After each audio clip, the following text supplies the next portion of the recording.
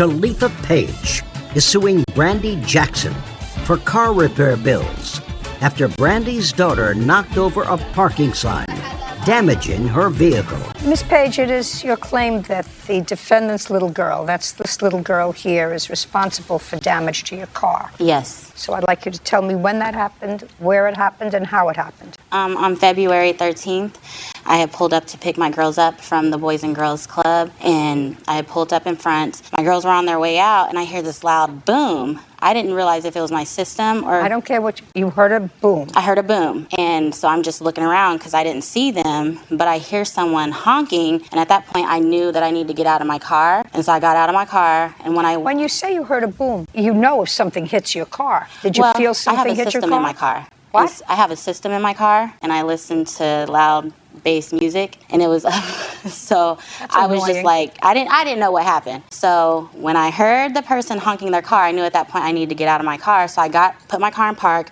I got out and came around, and I saw these two in the back corner of my car. Her daughter was crying hysterically. She's trying to comfort her, tell my kids to get in the car, and I'm like, I see the sign. Just a second. You see the defendant Yes. with her little girl. Yes. Her little girl was crying. Yes. I want you to take step by step. So you see her little girl is crying, and? She's consoling her. I see this pole that's got a cement in the bottom so the wind doesn't knock it over against my car. And after I tell my kids to get in the car.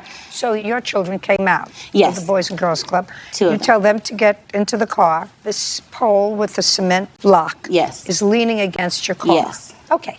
Come up here.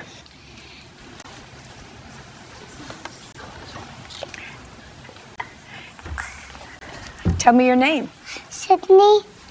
You remember what happened with the lady's car? Uh-huh. Do you go to the Boys and Girls Club? Not anymore, it's closed. But did you go for a time? Uh-huh. And tell me what happened with the pole and the lady's car. Me and my mom were walking outside, and I grabbed a hold of the pole, and it fell over. And it fell over. You didn't mean to do that.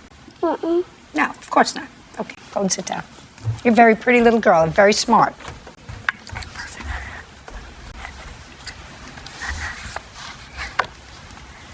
Terrific.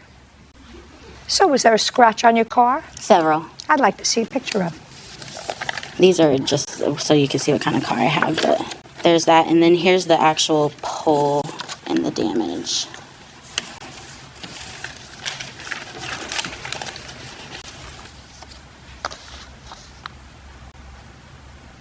Okay, can I see an estimate for the damage, Yes. please?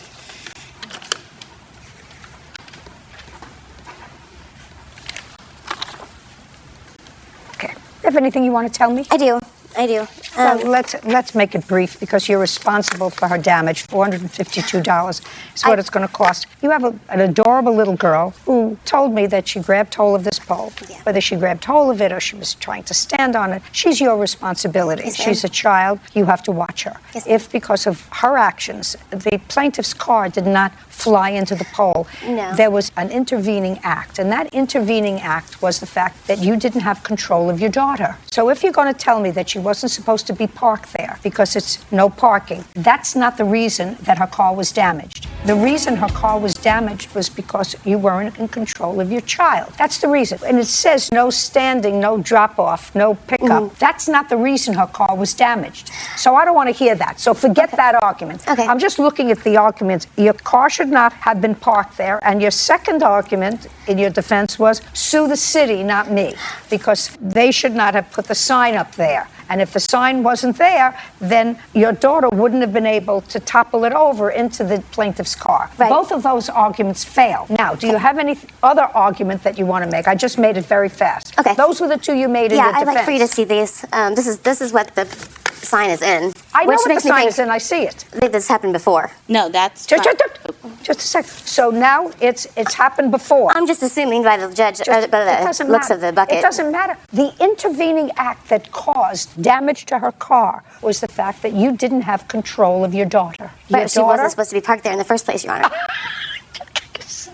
Judging for the plaintiff in the amount of $452. We're finished.